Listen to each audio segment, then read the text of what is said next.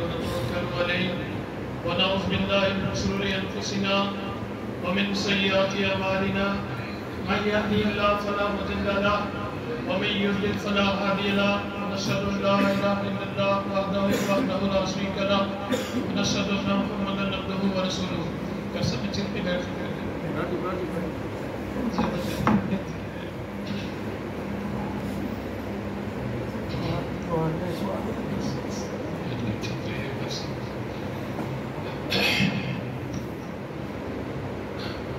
عرض کے ربی سے یہ اقدار ہے کہ اس کی عبادت کے نام سے آج کی اس پروقار محفل کا آغاز ہوا.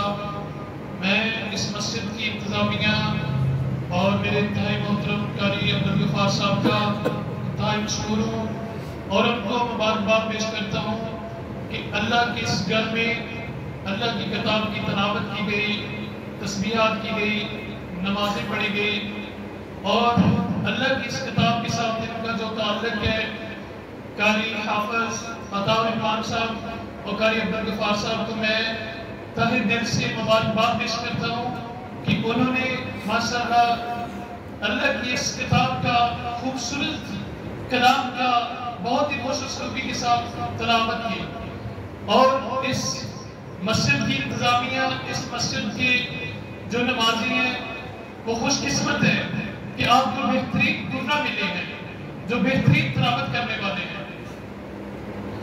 یہ بات نہیں ہے کہ میں کون ہوں، میں کہاں سے آیا ہوں. بنیادی بات یہ ہے کہ میں کس کی بات کر رہا ہوں اور میں کیا بات کر رہا ہوں اور کیا میں جس کی بات کر رہا ہوں کیا اسی کی ہی بات ہے.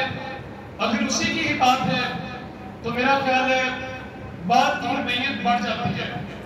اور میں یہاں پہ اللہ کی قرآن سے کچھ سب چند انسائٹس جو میری انڈرسٹینڈنگ میں ہے میں آپ سب کے سامنے رکھوں گا. سامعین گرامی قدر، جیسا کہ رمضان المبارک اپنی تمام تر فیض و برکات کے ساتھ جاری ہے اور تعلقاتوں کا سلسلہ جاری ہے، اللہ سے اس دعا کے ساتھ کہ اللہ سبحانہ و تعالی لیلۃ القدر کی جو برکتیں ہیں وہ آپ کے نصیب میں لکھے، اس کی فضیلتیں لکھے، اس کی رحمتیں لکھے اور اللہ آپ کی نصیب میں یہ لیلۃ القدر نصیب کرے، آپ کے مقدر میں کرے. حضرات گرامی قدر، رمضان المبارک اور قرآن کا آپس میں گہرا تعلق ہے. یہ قرآن جو ہے وہ اللہ نے بڑا صریح انداز میں قرآن میں ارشاد فرما دیا کہ میں نے اس قرآن کو لیلۃ القدر میں نازل فرمایا. اور تمہیں کیا پتا کہ لیلۃ القدر کیا ہے؟ اِنَّا أَنزَلْنَاهُ فِي لَيْلَةِ الْقَدْرِ وَمَا أَدْرَاكَ مَا لَيْلَةُ الْقَدْرِ لَيْلَةُ الْقَدْرِ خَيْرٌ مِّنَ أَلْفِ شَهْرٍ. یہ جو لیلۃ القدر ہے وہ تمہیں کیا پتا کہ کیا ہے؟ یہ 1000 مہینے سے زیادہ بہتر ہے. اللہ کے نبی صلی اللہ علیہ وسلم کی حدیث کا مفہوم ہے کہ من صام رمضان ایمانا واحتسابا غفر له ما تقدم من ذنبه، کہ جس نے ایمان اور احتساب کے ساتھ رمضان کے روزے رکھے تو اس کے پچھلے تمام گناہ معاف کر دیے جاتے ہیں. من قام رمضان ایمانا واحتسابا غفر له ما تقدم من ذنبه، جس نے رمضان مبارک میں کیا کیا اس کے بھی پچھلے تمام گناہ معاف کر دیے جاتے ہیں. تو رمضان کا تعلق قرآن کے ساتھ بہت گہرا ہے اور سب سے بڑا جو آبجیکٹو ہے اس مہینے کا کہ ہمارا تعلق جو ہے وہ اللہ کی اس کتاب کے ساتھ ہو جائے. حدیث کا مفہوم ہے کہ اللہ کے نبی صلی اللہ علیہ وسلم کی حدیث کا مفہوم ہے کہ اس کتاب کو، کلام اللہ کو جو فضیلت ہے دوسری ادر سپیچز کے ساتھ، کلام کے ساتھ جتنے بھی ادر چیزیں ہیں وہ اس طرح سے فضیلت ہے، اس طرح سے اس کو فقیت ہے جس طرح اللہ کی فقیت پوری کائنات کے اوپر ہے. تو اللہ نے اس قرآن کے حوالے سے جو قرآن کی خود آیتیں بیان کرتی ہیں اس کی امپورٹنس کو، قاری صاحب نے تلاوت کی اور آپ نے سنا پیچھے سورہ یونس کی آیت ہے یا ایھا الناس قد جاءتکم موعظۃ من ربکم وشفاء لما فی الصدور، کہ لوگوں تمہارے پاس ایک نصیحت آ چکی ہے تمہارے رب کی طرف سے اور ان بیماریوں کے لیے شفا ہے جو کہ سینوں میں ہے. اور اللہ تعالیٰ نے طرح طرح کی قرآن کی جو آیتیں ہیں ماشاءاللہ ڈیفرنٹ مقام پہ اللہ نے بیان فرمائی. جس طرح کی سورہ یونس میں بھی ہے کہ کلا انا تذکرۃ فمن شاء ذکرہ، کہ یہ اللہ کی کتاب جو ہے یہ ایک ذکر ہے، یہ نور بھی ہے، یہ حبل الورید بھی ہے، یہ اللہ کی رسی ہے کہ جو شخص اس رسی کو ایک ہاتھ میں پکڑتا ہے تو اس کا دوسرا سرا اللہ کے پاس ہوتا ہے۔ اور اللہ کے نبی صلی اللہ علیہ وسلم کی حدیث ہے کہ ترکت فیکم امرین لن تضلوا ما تمسکتم بہما کتاب اللہ و سنت رسولہ، کہ لوگوں میں تمہیں دو چیزیں چھوڑ کے جا رہا ہوں، ایک یہ اللہ کا قرآن ہے، یہ اللہ کی کتاب ہے، اور دوسرا میری حدیث ہے۔ تو جو شخص اس کو تھامے گا وہ کبھی گمراہ نہیں ہوگا۔ تو سورہ اس میں ہے کہ کلا انہ تذکرۃ ومن شاء ذکرہ فی صحف مکرمۃ، کہ یہ ایسے مکرم اور عزت والے صحیفوں کے اندر ہے۔ اللہ ارشاد فرما رہے ہیں قرآن میں سورہ قصص کے اندر، اور آگے فرمایا کہ مرفوعۃ مطہرۃ، کہ وہ اتنے بلند و بالا ہیں اور پاکیزہ ہیں، بِأَیْدِی سَفَرَۃ کرام بررۃ، یہ ایسے لکھنے والوں کے ہاتھوں میں ہے کہ جو انتہائی معزز اور نیکوکار ہیں۔ تو یہ کس کے حوالے سے؟ قرآن کے حوالے سے۔ اللہ کے نبی صلی اللہ علیہ وسلم کی حدیث کا مفہوم ہے کہ خیرکم من تعلم القرآن وعلمہ، تم میں سے بہترین وہ ہے کہ جو قرآن کو پڑھے اور اس کو دوسروں تک پہنچائے۔ تم میں سے بہترین لوگ وہ ہیں کہ اہل علم جو ہے، اہل القرآن جو ہے، قاری القرآن جو ہے، وہ اس معاشرے کے لیے ایک اللہ کی نعمت ہے، وہ فقیت رکھتے ہیں، کیونکہ اللہ کے نبی صلی اللہ علیہ وسلم کی حدیث کا مفہوم ہے۔ اور اس طرح سورہ مجادلہ میں بھی ہے کہ اللہ تعالیٰ تم میں سے ان لوگوں کی درجات بلند کرتا ہے، یرفع الذین آمنوا منکم الذین اوتوا العلم درجات، کہ تم میں سے اللہ تعالیٰ ان لوگوں کے درجے بلند کرتا ہے جن کو ایمان لانے کے بعد جن کو علم دیا گیا۔ کون سا علم؟ قرآن کا علم، حدیث کا علم۔ تو اس دنیا کے اندر جتنی بھی کسی کو عزت چاہیے، رفعت چاہیے، بلندی چاہیے، تو اللہ کی اس کتاب کے ساتھ جڑ جائے، اس کو انشاءاللہ اس کی مراد مل جائے گی۔ تو میرا یہاں پہ بیٹھنے کا مقصد بھی یہی ہے کہ انشاءاللہ جو کچھ ہم نے پڑھا ہے، جو کچھ ہم نے سوچا ہے، اور ہمارا یہ جو تعلق ہے یہ اللہ کی کتاب کے ساتھ اور زیادہ مضبوط ہوتا ہے۔ اور شاعر نے کہا تھا، علامہ اقبال کا رات میں شعر ہے کہ وہ زمانے میں معزز تھے مسلمان ہو کر اور تم خوار ہوئے تارک قرآن ہو کر۔ اور ایک اسی طرح اور شعر ہے کہ قرآن میں ہو گوتزن اے مرد مسلمان، قرآن میں ہو گوتزن اے مرد مسلمان، اللہ کرے تجھ کو عطا جنت عطا۔ تو میرے بھائیوں اور دوستوں، میں اس بات کے لیے آیا ہوں کہ اس کتاب کی اہمیت کو سمجھیں، جس طرح کہ اللہ کے نبی صلی اللہ علیہ وسلم کی ایک اور حدیث کا مفہوم ہے کہ ان اللہ یرفع بہذا الکتاب اقواما ویضع بہ آخرین، کہ اللہ تعالیٰ اس کتاب کی وجہ سے دنیا کو بلندی دے گا، دنیا جو ہے وہ ایک مقام پر فائز ہو گئی، اور بہت زیادہ قومی جو ہے اس کتاب کو چھوڑنے کی وجہ سے گر جائے گی۔ تو زمین و آسمان، ایک اور حدیث میرے ذہن میں آ رہی ہے کہ میں نے پڑھا کہ اللہ عز و جل کے رب نے زمین و آسمان بننے سے پہلے 2000 سال پہلے فرشتوں کے درمیان قرآن کی تلاوت کی، اور سورہ یاسین اور سورہ طٰہٰ کی تلاوت کی۔ آپ نے بھی سنی ماشاءاللہ قاری صاحب نے ادھر بڑے خوبصورت انداز میں تلاوت کی۔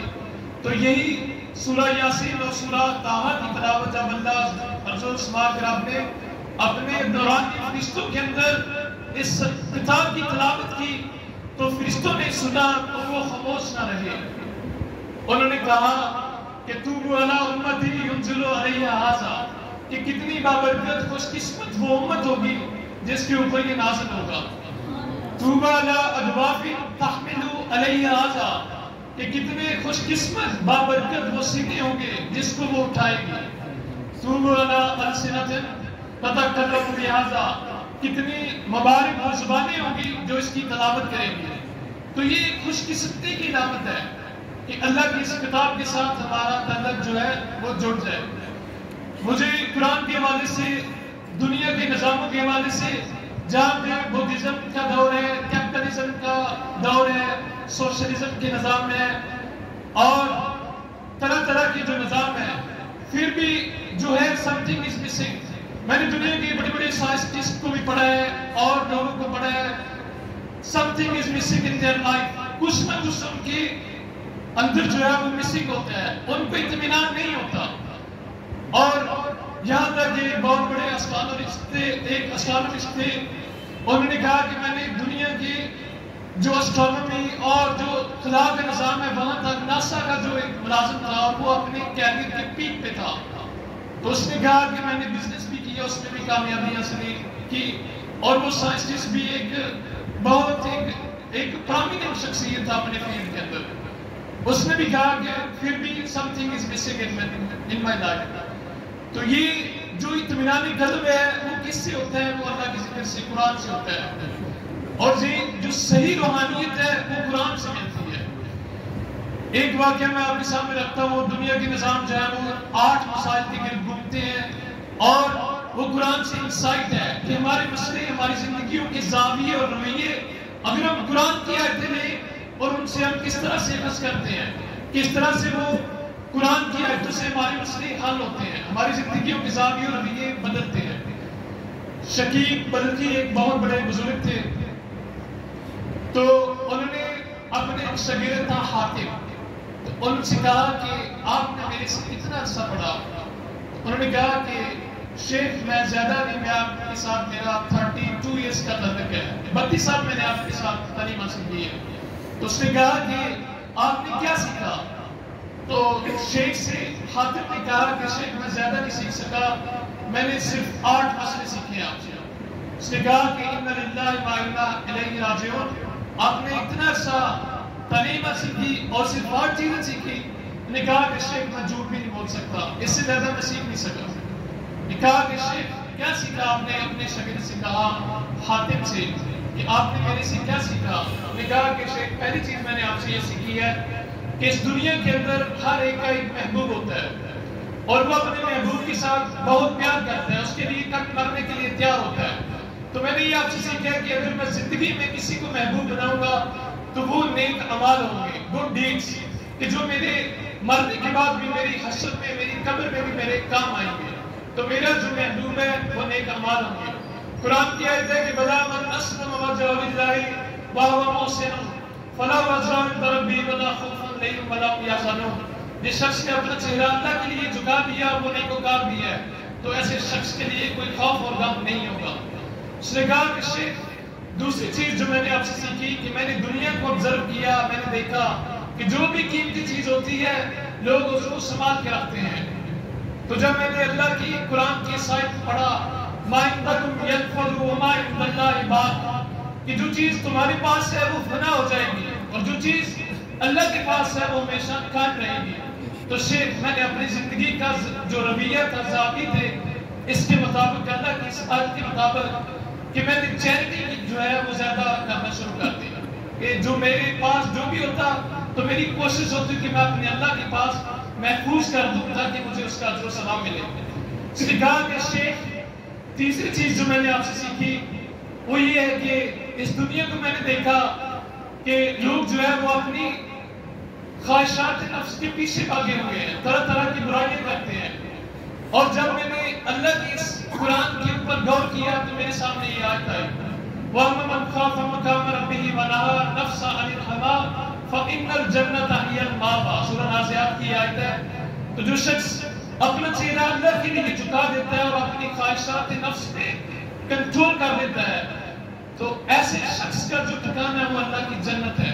تو اس نے کہا کہ شیخ میں نے اپنے آپ کو, اپنی خواہشات کو کنٹرول کیا تاکہ میں اللہ کی جنت کا مستحق بن جاؤں. اس نے کہا کہ شیخ چوتھی چیز جو میں نے آپ سے سیکھی ہے وہ یہ ہے کہ میں نے جب دنیا کے نظاموں کو دیکھتا ہوں تو لوگ جو ہے اس کے اندر آپ جو رسپیکٹ ہے اس کو ڈھونڈتے ہیں کہ وہ کس چیز میں ہے. وہ دوسروں میں دیکھتے ہیں کہ میری عزت جو ہے, میری شان, میری بلندی کس چیز میں ملے گی. تو جب میں نے اللہ کی اس قرآن کی آیت پہ غور کیا کہ ان اکرمکم عند اللہ اتقاکم, کہ بے شک جو اللہ کے ہاں معزز ہے, جو تقوی والا ہے وہی ہو سکتا ہے. ان اکرمکم عند اللہ, اللہ کے ہاں مکرم اور عزت والا وہ شخص ہے جو خشیت الہی رکھتا ہے, جو تقوی رکھتا ہے. اور سامعین گرامی, اگر تقوی کی جو عمارت ہے وہ 4 چیزوں پہ کھڑی ہے کہ تقوی کے لیے سب سے پہلے الخوف من الجلیل، خوف جو ہے وہ صرف اللہ کا ہونا چاہیے، والعمل بالتنزیل، عمل جو ہے وہ اس چیز پہ ہونا چاہیے جو قرآن میں ہے، جو حدیث میں ہے، جو اللہ نے فرما دیا، اللہ کے رسول نے فرما دیا، والقناعۃ بالقلیل، اور جو کچھ اللہ نے عطا فرما دیا اس پہ قناعت پسندی اختیار کرنی ہے۔ تو وَلَا تَزَوِّدُوا لِيَوْمِ الرَّحِيلِ، اور موت کا قسم کے ساتھ ذکر۔ تقوی کی مارک ان چار چیزوں پہ کھڑی ہے۔ تو اس نے کہا کہ شیخ جو تقوی کا جو معیار ہے، جو عزت کا معیار ہے وہ تقوی ہے، تو میں نے تقوی کو اختیار کیا۔ پانچویں چیز اس نے کہا شیخ میں نے آپ سے یہ سیکھی ہے کہ میں نے دنیا کو دیکھا کہ انہوں نے اپنی دشمنیاں پال رکھی ہیں۔ معاشرے کے اندر آپ دیکھتے ہیں کہ لوگ طرح طرح کی دشمنیاں پالتے ہیں۔ تو اس نے کہا کہ شیخ جب میں نے قرآن کی اس آیت پہ غور کیا، سورہ فاتر کی آیت ہے کہ ان الشیطان لکم عدوا فاتخذوہ عدوا، کہ شیطان جو ہے وہ تمہارا دشمن ہے، اسے تم دشمن ہی سمجھو۔ اور سورہ یاسین میں بھی آپ نے سنا اور قاری صاحب نے تلاوت کی کہ الم اعلم یا بنی آدم اللہ تعبدوا الشیطان ان لکم عدو مبین، کہ اے انسانوں، اے کیا میں نے تم سے بنی آدم وعدہ نہیں لیا تھا کہ شیطان کو نہ پوچھنا یہ تمہارا کھلا دشمن ہے، وَأَنِعْبُدُونِي هَذَا الصِّرَاطُ الْمُسْتَقِيمُ، اور یہ کہ میری ہی عبادت کرنا یہی سیدھا راستہ ہے۔ وَلَقَدْ ضَلَّ مِنْكُمْ جِبِلًّا كَثِيرًا، اور تم دیکھتے ہو کہ اس نے بہت زیادہ مخلوق کو تم سے پہلے بھی گمراہ کر دیا۔ تو اس نے کہا کہ شیخ میں شیطان کے علاوہ اپنا کوئی دشمن نہیں سمجھتا، تو ہمیں بھی اپنا شیطان کے علاوہ کسی کو دشمن، کسی کے لیے کوئی حسد بغض نہیں رکھنا چاہیے۔ ہمارا سب سے بڑا دشمن شیطان ہے، اور اللہ کی قرآن میں بھی یہ ہے۔ اس کے بعد اس نے کہا کہ شیخ چھٹی چیز میں نے آپ سے یہ سیکھی ہے کہ لوگ جو ہے وہ رزق کے لیے ایک دوسرے سے سبقت لے جانے کے لیے حسد کرتے ہیں، بغض کرتے ہیں، اور یہ چاہتے ہیں کہ ہمارے پاس اس طرح کا آ جائے۔ تو اس نے کہا کہ شیخ جب میں نے اللہ کی قرآن کی آیت پہ غور کیا کہ نحن قسمنا بینہم معیشتہم فی الحیاۃ الدنیا، کہ جو پرویژن آف رزق ہے، جو رزق کی تقسیم اللہ نے قرآن میں فرما دیا تو میں نے تمہارے درمیان تقسیم کر دیا، کس کو کتنا ملنا ہے، کس کی کتنی پراپرٹی ہے، یہ اللہ کی تقسیم ہے۔ اس نے کہا کہ شیخ میں اپنے رب کی تقسیم پہ خوش ہوں، اور میرے دل میں کسی کا کوئی بغض اور حسد اور نفرت نہیں ہے، کہ میرے اللہ نے جو میری قسمت میں لکھ دیا، اللہ نے فرما دیا کہ یہ میری تقسیم ہے، کس کو میں نے کتنا دینا۔ اس نے کہا کہ شیخ ساتویں چیز جو میں نے آپ سے سیکھی کہ اس دنیا کے اندر جو لوگ ہیں وہ رزق کے لیے پریشان ہوتے ہیں، اور لوگ جو ہے وہ کہتے ہیں کہ ہم کھائیں گے کہاں سے، پیئیں گے کہاں سے، تو لوگ پریشان ہوتے ہیں۔ تو جب میں نے اللہ کی قرآن کی اس آیت پہ غور کیا تو اور آپ سے سیکھا، اللہ قرآن میں فرماتا ہے کہ وَمَا مِن دَابَّةٍ فِي الْأَرْضِ إِلَّا عَلَى اللَّهِ رِزْقُهَا، کہ زمین پہ کچھ چلنے پھرنے والا ایسا نہیں ہے کہ جس کا رزق کا ذمہ اللہ نے اپنے اوپر نہ لیا ہو۔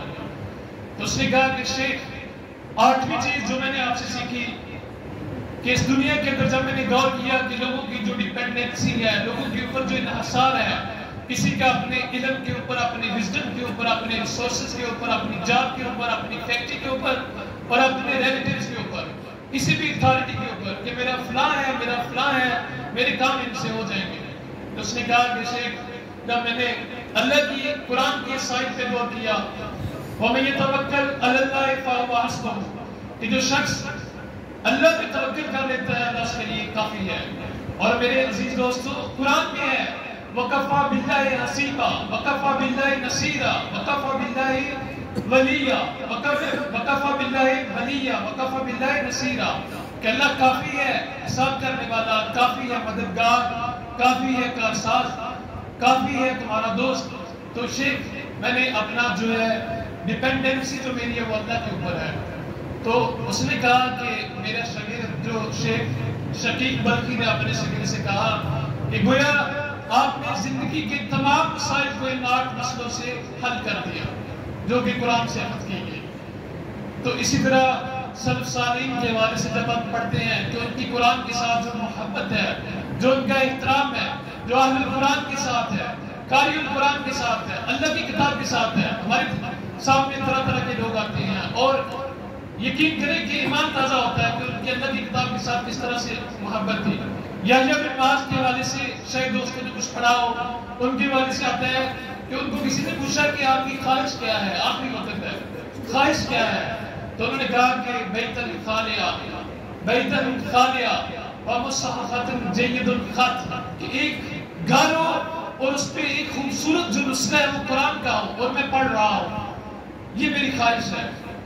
اس کے علاوہ محمد بن ابی بکر شیخہ کے بارے میں آتا ہے کہ جب وہ فوت ہونے لگے تو ان کے بیٹے رونے لگے، انہوں نے کہا کہ بیٹا کیوں رو رہی ہو؟ کہا کہ ابا جی آپ کی جدائی میں مجھے وہ فیلنگ آ رہی ہے کہ میں کیا کروں گا۔ اس نے کہا کہ بیٹا دیکھو، اس گھر کو جب سے میں نے بنایا ہے اس گھر میں اللہ کی نافرمانی نہیں کی۔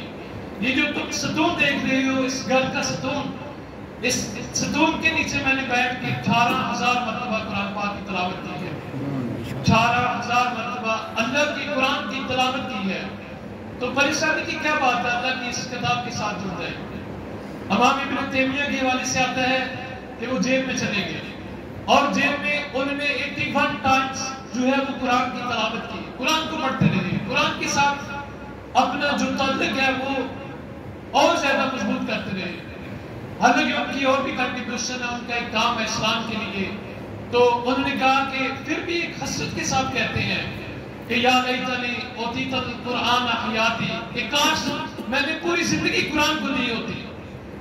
ان کے اندر پھر بھی یہ فیلنگز آ رہی ہے کہ میں نے جو باقی کام کیے ہیں اس سے بہتر تھا کہ میں نے قرآن کے ساتھ اپنا تعلق جو ہے وہ اپنا وقت جو ہے وہ زیادہ ملایا ہوتا۔ تو جب وہ 82 ٹائم قرآن پاک کی تلاوت کر رہے تھے تو سورہ نجم ہے کہ سورہ رحمان سے پہلے جو سورت ہے وہ وہاں تک پہنچے تو وہاں بھی انہوں نے جو امام ابن تیمیہ نے وہ قرآن کی آیت پڑھی کہ ان المتقین فی جنت ونہار فی مقعد صدق عند ملیک مقتدر، کہ جو اہل تقویٰ جو ہے وہ جنت میں نہر میں ہوں گے اور اپنے حقیقی بادشاہ عزت والے بادشاہ کے پاس ہوں گے۔ تو جب اس آیت پہ پہنچے تو ان کی روح قبض ہو گئی کہ ان کا اللہ کی قرآن کے ساتھ کس طرح سے تعلق تھا۔ تو سامعین گرامی قدر، قرآن کی جو انسائٹ ہے، جو انڈرسٹینڈنگ ہے، جو اللہ نے اس پہ ارشاد فرمایا ہے، ہماری زندگیوں کے رویے اور ہماری زندگیوں کے زاویے، ہم انشاءاللہ امید کرتے ہیں اس دعا کے ساتھ کہ انشاءاللہ ہمارا جو تعلق ہے اللہ کی اس کتاب کے ساتھ اور زیادہ مضبوط ہو جائے اور اللہ ہم سب کو اس پہ عمل کرنے والا بنا دے۔ آمین۔